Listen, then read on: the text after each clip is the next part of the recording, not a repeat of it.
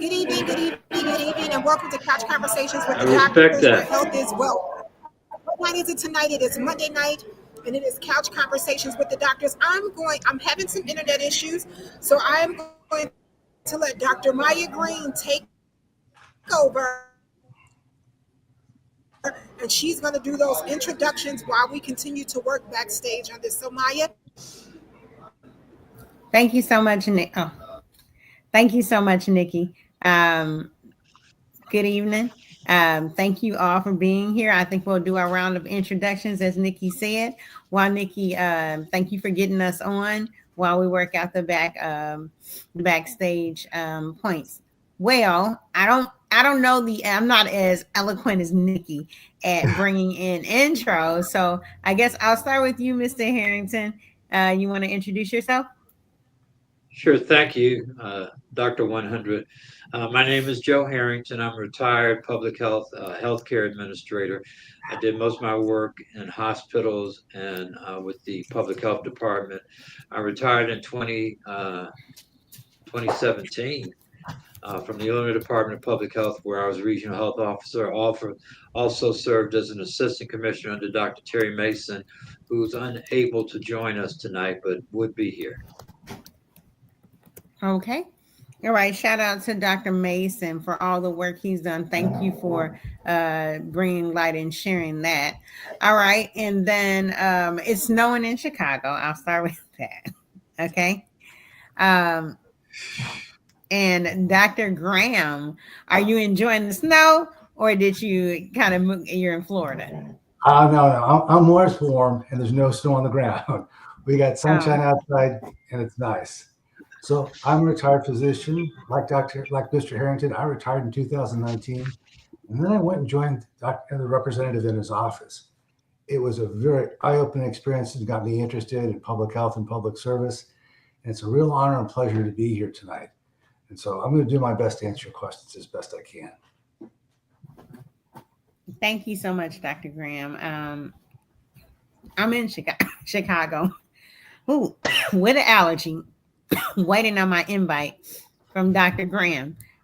3 years ago, Dr. Graham said we're all invited. I'm still waiting on the address and the deets, just waiting for it to manifest. My name is Dr. Maya Green. I'm always keeping it 100, so they call me Dr. Maya 100. Um, Community advocate and facilitator of community healing. I am a physician working towards that retirement. I want to retire like Mr. Harrington and Dr. Graham. Retire and then continue to do what I love, except say I'm retired, but then still be working. So that's the kind of thing I want. What a wonderful space to be in. I'm excited to learn from and grow with community. Thank you, Nikki. Thank you, Congressman Danny Davis, for bringing us together. I think it was during COVID, and we're still going strong, still engaged in community, and I love that. Speaking of who brought this together, Congressman Danny Davis, do you have any opening words for us as we kind of get into tonight's topic? Only to say that, hanging around these retired people makes one want to retire. But I'm Danny Davis, and I have the good fortune of continuing to be the U.S. representative for the 7th District of Illinois.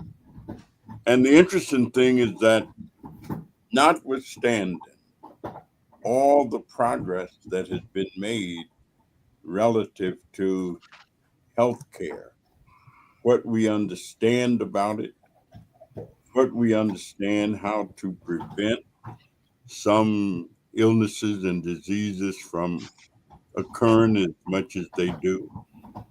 Healthcare still remains one of the very top issues on people's minds in the United States of America. There was a time when you could ask the question, and health would be way down number 10, number 9, number 12. And I think it was because at that time people didn't think there was as much to be done or they could do as much. They would say, it's the will of the Lord, it's the way Mhm. things are. But now people know that there are so many things that you can do yourself, individually, things that we can do collectively, and things that we can advocate to be done. I have enjoyed working in the health arena. I think I really started in about 1969, 1970, when we started the Mile Square Health Center, 1967, and it's still around. When we started the Martin Luther King, I was simply a young person looking for a job, and I managed to get one. And so I've been associated with healthcare since that time. And it has been a remarkable experience. And yet the needs are so great until they're off the chart. But we keep becoming. So let me thank all of these practitioners for being with us. And hopefully we'll have a stimulating discussion for the rest of the evening. Thank you all very much. Thank you, Congressman Davis. November is National Diabetes Awareness, I believe. And so we do want to talk about diabetes, and it's something that really impacts our community. I think it's always important to talk about it, not only during this month, but to have a continued conversation about it. Because, Congressman, you mentioned things that are sometimes preventable. Diabetes is sometimes preventable. There are versions and occurrences of diabetes that are not as preventable for other things, but the onset, and it's one of those things that once it starts, it goes. And so the food is medicine, or medical therapy, or exercise, or different modalities that we have once diabetes is in play. And I wish Dr. Hampton was here, because I think he talks about reversal, and I talk about it as maintenance, whether it's food is medicine or whatever it is. It's one of those things where the process you definitely want to maintain and keep a hold of. So before I kind of get into diabetes, I know I always have a lot to say about it. I want to open the floor up to anybody, because I think everybody on here tonight has experiences from some standpoint with diabetes, and everybody here tonight in their own way is an expert. So I don't know if I Well, if hear I Dr. can, Graham say going off. I'm going to throw a question. So, as you've worked in healthcare and in public health, and that's the broad spectrum. When it comes to diabetes, do you think that we've done as effective a job of educating people as we possibly could in terms of how to care for themselves?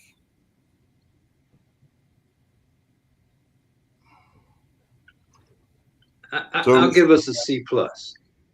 I think yeah, I think we're doing the best we can. And the real issue are people listening to what we're saying. I mean, that's part of the purpose of this program, to make people aware of things they might not know. And so I'm going to ask a different question, because I think it'll really help us get into the discussion and better understand what we're talking about. I'm going to refer to the doctors, because there are two basic types of diabetes: type 1 and type 2. And I think that might be a good place to start, so people know what we're talking about, to talk about the two types, and maybe then get into some of the things that we can do to reduce your risk because I'll let the doctors talk because there may be a type of diabetes that no matter what you do, you're going to be impacted by.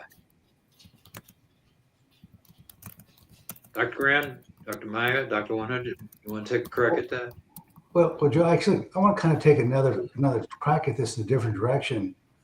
I think the doctors have done something, but we're fighting a tremendous battle against a very sophisticated advertising campaign and marketing campaign to get you to consume those things. That it's a lot of research that are addictive, that are not healthy for you. Like I said, Mm-hmm. check out at the grocery store, and on both sides of the line, there are candy bars, cookies, and snacks. And right next to that, there's a thing of pop, which has lots of sugar in it. So while we have a voice, our voice is not nearly as amplified as the voice of sales. So it's a challenge for us, a real Yeah. challenge for us. However, I think astonishing progress has been made in the last 5 years. Between diet, nutrition, and the new medications, I personally think I'm much more and information, more optimistic about being able to prevent and deal with the consequences of diabetes than I was at the beginning of my career. Well, Thank you. let me ask this question. Yeah. As people age, is there a proclivity to become more diabetic or diabetes prone than if they when they're younger? Thank you, Congressman. I think I can kind of bubble in what Mr. Harrington was asking with this. So, the short answer is, as life progresses, um, the course of diabetes and increases, the likelihood of kind of having pancreatic, you know, insufficiency increases. So, to I didn't know, Dr. Graham, if you wanted to get into diabetes one, given your expertise, but I'll take a stab at it, and Please then do. you can, so diabetes type one. So diabetes type one is basically your immune system attacks and destroys some cells in your pancreas called beta cells. All right, they're called beta cells. That's the name of them, right? And so the body it's an autoimmune situation where the body kind of says, hey, beta cells of the pancreas, we no longer recognize you as part of the body, and then we're going to go ahead and attack you as if, and try to get you out. It's the same process you see sometimes with thyroid disorders, where the body will attack the thyroid or any other kind of organ, right? And so that's type one. When that happens, a person is usually going to be either a child or adolescent. Now, I've seen one or two cases where they discover it as an adult, but usually type one. And I like to think of type one because I say, hey, type one is more likely to happen first. One and first, right? So that's childhood and adolescence. And it happens not because, as Congressman was explaining, during the course of things, there's just a general dysfunction of those cells. It happens because the body's autoimmune system kind of turns against itself, right? And then in autoimmune, that's not related to lifestyle. Just keep in mind that type 1 is not usually related to lifestyle. And then it's sudden because the body kind of turned in on itself, right? And so the treatment usually requires supplying that insulin, because those beta cells that I mentioned are the cells that make insulin and control insulin in, insulin out, things like that. So to substitute for that, you're going to need usually an adequate amount of insulin injections, or now, as Dr. Graham mentioned, with advances, there's a pump. Earlier, I said for the most part, there tends to be some level of prevention that comes into play with diabetes. And I said, well, not always. I was talking about type 1. So type 1 happens first, earlier in life. Remember, first, childhood or adolescence. Autoimmune, body turned against itself. So when did it happen? All of a sudden, right? Because all of a sudden it's like, we don't recognize you anymore. And then you just supplement that with insulin. Then I'll move to type 2. So Congressman um, Davis, you mentioned there could be a process where as we sorry for coughing, as we mature, that kind of insufficiency happens. So when I talk about diabetes to patients, I usually mention it like, okay, I wear glasses, right? And people always say, oh, you have nice glasses. Well, that's because I've been collecting glasses since I was a teenager. Why? Because my mom wears glasses, my dad wears glasses. Genetically, the way our eyeballs are created, they're not as efficient as other people's eyeballs. So we need glasses sooner. You hear about like, oh, you have heart failure in your family where the heart just gives out at an earlier age, or you may have this disorder in your family, right? Where that organ is just set up differently. Well, type 2 diabetes, your pancreas is just set up differently. People don't like to think about it. They call it sugar, or sugar too high, sugar too this. Diabetes is pancreatic insufficiency. Just like I wear glasses because my eyeball is inefficient at visualizing, right? And it does have a genetic component. It runs in the family. So part of while part of it is preventable, that predisposition, like, is my pancreas one of the pancreases that might give out?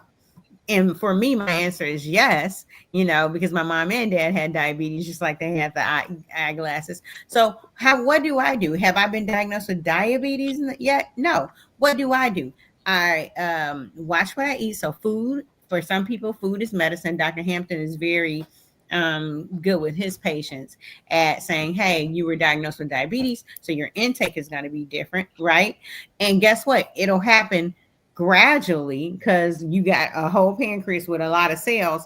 This cell might be give out, this cell might be still working, but over time, with the overload of things that need insulin, it kind of gives out, kind of what Congressman Davis was saying. So usually you'll see it in adulthood, right?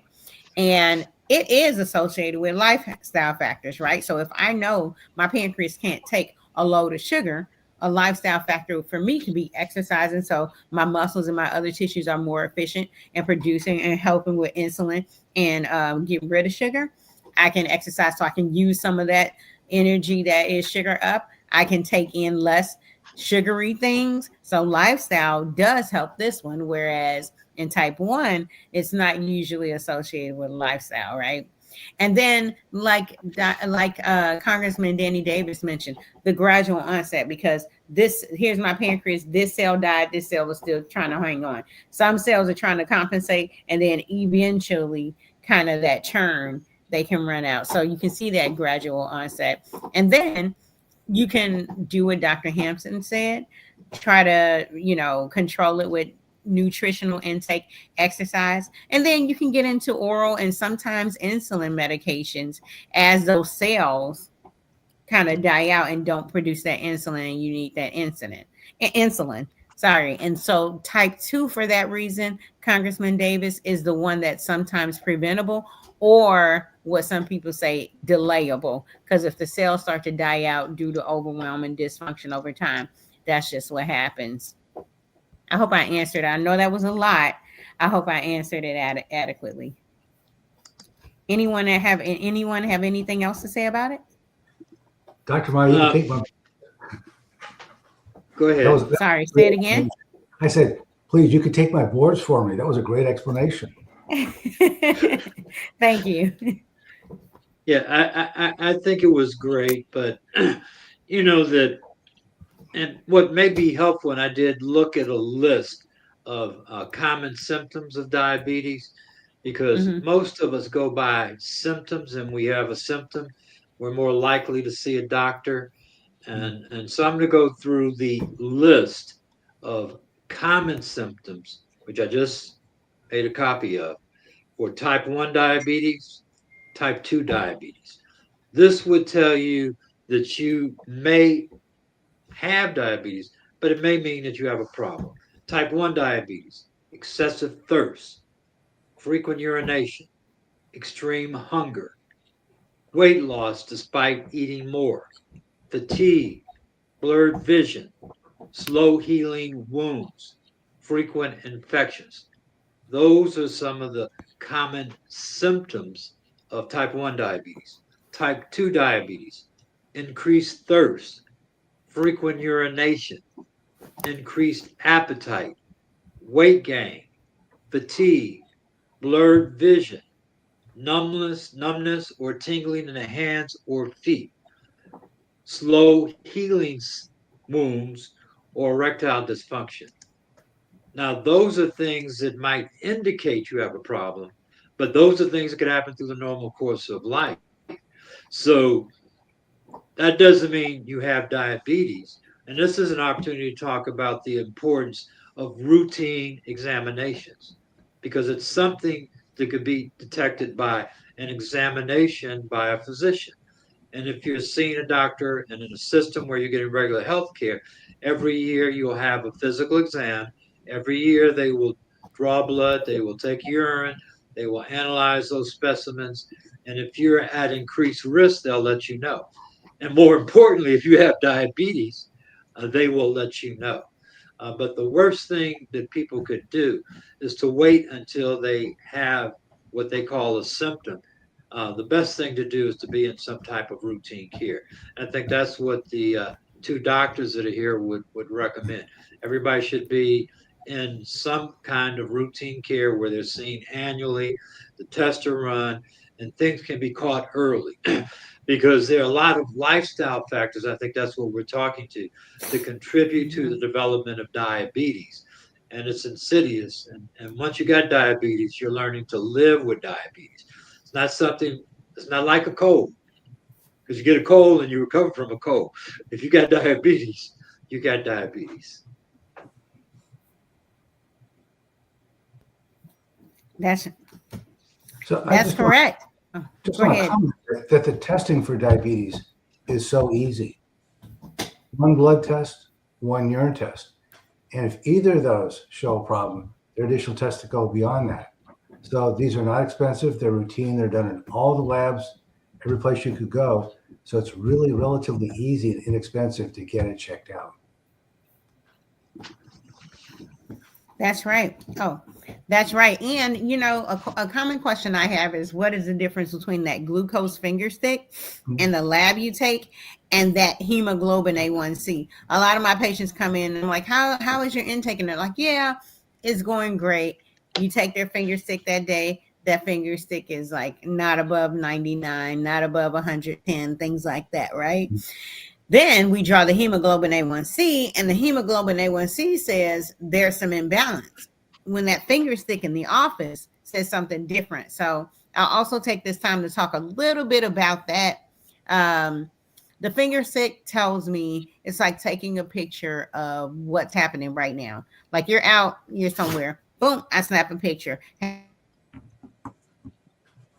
Hey, my hair is doing this. I saw a picture of somebody, I took that the other day. My hair was looking crazy, but that's how my hair was at that time. At that moment in time, that's what that glucose tells me. Okay. Now, hemoglobin A1C, it's like watching one of those time lapse things. Why? Because it tells me the percentage of sugar or glucose that's stuck to my red blood cells. Red blood cells on average will live 90 days. Right. I got some newer ones that just came out yesterday. I got some that's 3 months old. Right. And it'll say when I compare the new ones, because guess what? If I didn't eat a lot of sugar yesterday or whenever, then the ones that came out today don't have a lot of sugar on them. So my glucose is not going to be high on those. But say last week, I was eating whatever, and it's the holidays. So I was doing whatever. I was eating a lot of stuff and my glucose was building up. The ones that are 30 days old, the ones that are 60 days old, they may have it. So my hemoglobin A1C, hemoglobin is one of the proteins on the red blood cell. My hemoglobin A1C percentage is the percentage that of essentially red blood cells that have sugar attached to them. And that number, that's the number your doctor takes and is like, okay, your sugars are this, so I'm going to put you on this long term. That gives me the average of how well, because sugar sticks to things, how well I've been doing controlling my sugar. So say I have a little sugar, it doesn't stick. But say I get real here, like some of them start to stick. But now I got all this sugar. It's like, good. Well, let me just stick to all of these, right? And that's how the doctor knows. They're always like, how did you know? That's how the doctor knows how well the balance of glucose has been. And that could be genetic, and it could be due to my sugar intake. And then the other thing I want to say is while I haven't been diagnosed with diabetes, I will share that I was diagnosed with prediabetes. Speaking to how, which refers to diabetes, the second type. Speaking to how lifestyle changes impacted, well, and speaking to how interwoven things that we think don't matter are. During COVID, I did a lot of work that I feel is tied to my purpose, right? But seeing the impact that it was having on community was stressful and depressing. I am one of those people that I like to eat ice cream when I'm a little down, right? So without even knowing that I was eating a lot of ice cream, I started amassing different types of ice cream, Jenny's, Breyers, Haagen-Dazs, all those things. And if your little brain is lighting up, then you have a sugar a sweet tooth too. And so when I went to the doctor because they were like, hey, it's COVID. You haven't been in a doctor in like a year and a half. You need to come, because I got distracted, even though I'm always like, go to the doctor. I got distracted, didn't put myself first, went to the doctor, labs come back, hemoglobin A1C comes back. And my hemoglobin A1C at that point was 5.9. Okay. She tested again, it's still up, pre-diabetes, right? And so I was out with my mom and I decided I was going to have a peach cobbler. And my mom decided she was going to have it. She's been diagnosed with diabetes. And I said, Mama, you can't have that. You've been diagnosed with diabetes. And she said, well, you was diagnosed with pre-diabetes and you got it. And I was like, but I have pre-diabetes. Now I'm a doctor. And my mom said one of the most profound things. She said, Maya, having pre-diabetes is just like being a little pregnant. If you don't watch it, it's all going in the same direction. Now I'm a doctor. I had never thought about it like that. It was my mother that was like, hey, why are you telling everybody to do these lifestyle changes? You need to do them too. Do them now. Don't wait for the diagnosis, as Dr. Mason would say. So that just shows you how stress and things like that, if you don't watch it, come into play, and then it starts to impact and manifest in other things that may be preventable. I will say I've been sticking to the gym, doing what I need to do, and I have not been diagnosed with diabetes, but it's upon me, like Dr. Hampton would say, to maintain that intake and maintain that activity so it doesn't go in that direction. So that's what I would say about it. If you are diagnosed as being pre-diabetic, there are life changes that you can make that in all likelihood may prevent you from flipping over and becoming diabetic. Yeah, exactly, Congressman. It's a chronic condition. And so, and that's true not only for pre-diabetes, but people who are recently diagnosed or diagnosed with diabetes can also work with your doctor. So this is not advocating for like stop all medicines and just try, nutrition and exercise. You work with your doctor. There are doctors out there like Dr. Tony Hampton that will work with you, continue to monitor that hemoglobin A1C, that 90-day test, as well as your finger sticks, to see if coming off medicine with exercise and nutrition is right for you. Congressman, I think about it, and I think I mentioned this before. When I was younger, they used to have those strongman competitions on TV where you had a car going in one direction, then you have a rope, and then you had this man, and he be holding on to the rope, and he hold a car back, But then every time he gets a little tired, and his hands relax a little bit. Ooh, just that much. Ooh, just that much. And then another. Ooh, just that much. That rope goes further, and that car goes further in that other direction every single time. So you have to think about it like, how many times do I overload my system with glucose? Like, things that I shouldn't eat, or some fruits or things like that. And then how many times, sometimes for me, activity or exercise is part of my medical therapy for prediabetes. I have to think about it like that. So how many days or how many times do I stop exercising for a minute? Because every time my hand loosens, that rope goes and that car goes further in that direction of being diagnosed with diabetes or poor outcomes with diabetes. So the important thing is to keep a regimen of food, nutrition, and activity, just like you would if they said you had to take your insulin every day. Food is medicine, activity is medicine. Yeah, I'm going to try to make a couple of points, and I'm going to use myself and Dr. Maya's example. Probably Doug too, because I think all of us probably are wearing glasses. I got my first pair of glasses when I was in fourth grade. Oh, those just fake glasses. I got my first pair of glasses when I was in fourth grade. It's around 10 years old. What I recall at the time, because I had my eyes examined, when I got my first pair of glasses, it was the first time in my life I could see the blackboard from the back of the room. I didn't know I had a problem because I was doing well in school. I could see everything. I just thought the world was blurry. I thought that's how everybody saw. And what we're talking about, that's not normal. But if you don't know it's not normal, it's your normal, and you function like that. And I functioned pretty well before I had glasses, and now I wear contacts. But it corrects my vision, and I can see. So we're talking about things like this. There are things, and that's what we want you to know. There are things you could do in terms of lifestyle that can do two things. One, if you don't have diabetes, if you eat a healthy diet and maintain a healthy weight and move on a regular basis, you're less likely to die, to not to die, but you're less likely to get diabetes than someone that doesn't do those things. So there are some steps that each of us can take that could reduce our risk of developing diabetes, having high blood pressure, possibly getting certain forms of cancer, that are all related to lifestyle, and more importantly, how much we move and what we consume in terms of eating or food. And that's going to lead me to the last thing I'm going to say.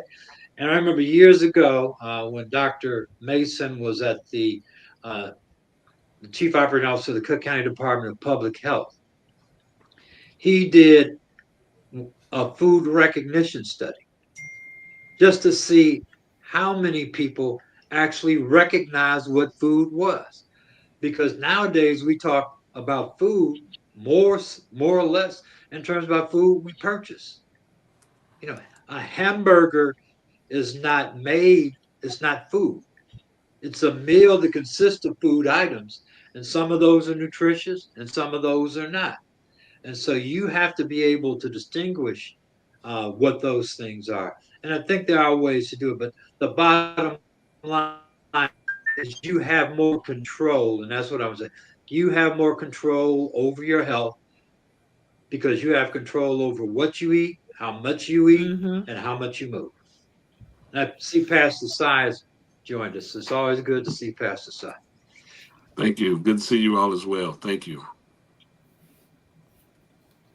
Pastor Side, we're talking about diabetes awareness. Um, and we've talked about a lot of the physical manifestation. I think I got into a lot of how in my life, but I imagine in everybody's life, how stress and ways that we cope with stress. And for me, unhealthy habits like, I was eating, and that was the year Jenny's ice cream was really popular, and Jenny's was coming out with all those flavors, and I had a calendar. You know what I'm saying? And you hear me? And so, talking about how I went to the doctor and got checked and found out I was diagnosed with prediabetes at the time.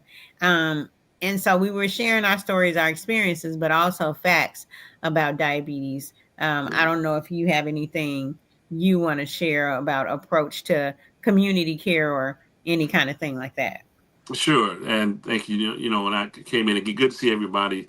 Um, this topic is very close to me because I've also diagnosed pre-diabetic a long time ago, and so I think one of the things, as was mentioned when I came in, you all were talking about the body movement, and I worked with a program with Rush called Keep It Moving, and we talked about this Mm. very thing, and working with individuals who have limited mobility, and how limited mobility can lead to a lot of other additional health issues, things of that nature. And so I can really appreciate the conversation about diet and exercise and keep it moving to help ward off and fight off a lot of things. But I think in terms of this topic, as we do dieting, exercise, and other things in that regard, as you mentioned, Dr. Maya, that I think it's important too, our spiritual health, right? In terms of being centered, being aware, right, and where our spirituality and our relationship with God, whomever, how that goes, can help us deal with a lot of that stress, right? A lot of inward stress that causes a lot of sickness and disease within us, or it contributes to it. And I think when we have a spiritual life and a healthy spiritual life, that can help us. When we discipline ourselves spiritually, I think that can help us discipline ourselves in other areas as well to be healthy and have this wholeness, right? And so that's my journey.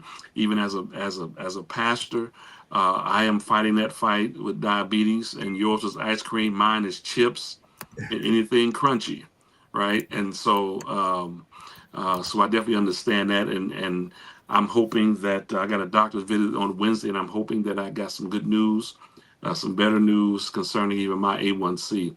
So it's something that's very prevalent in our community, and something even in our church that we, as being Diabetes Awareness Month, that we'll be looking at that and making sure that people are aware of the A1C, and doing healthy habits, which also includes our not only our physical health but our spiritual and mental health as well. I know that's right. It is 7:52, so I think and I got it, and also I got a text from Nikki. She's still running things. Um, so it is time for the. I hear you laughing, Mr. Harrington. It's time for the until, or was that past the side? It's time for the until next Mondays, and I guess we can start with you, Dr. Graham, because I started with Mr. Harrington. Well, thank you, Dr. Meyer. Well, I've been thinking about this. I think that we're at a time now where there's a lot of anger and hostility being Yes. expressed. And I think it's like having a black cloud over the horizon so that we can't see the sun. 2 weeks ago, I attended a medical conference that filled me with lots of optimism and hope. And that while we cannot see it here, in this conference, you could really detect that real progress was being made. So my message would be understand that when the clouds pass, there'll be a brighter future. I might do a song for every until next Monday. You see what I'm saying? But it's over now. I feel like I can make it. The storm is over now. Okay. Mr. Harrington. Yeah, I gave a talk on this topic. It's really a verse from Matthew 9, 2022. And behold, a woman which was diseased with an issue of blood 12 years came behind him, touched the hem of his garment. For she said within herself, if I may but touch his garment, I shall be made whole. And Jesus said to her, your faith has healed you. And so faith does play a role in it, but your faith alone will not heal you if you don't do some of the things that we're suggesting you do. Your faith and your ability to make those changes will heal you. Amen. Yeah, I remember that song. For I have touched the hem of his garment, and his blood has made me whole. Okay, that's my last song. I'm in the singing mood. All right, Pastor Si. Now, if you say a scripture, then I'm gonna sing a song. Hey, well, you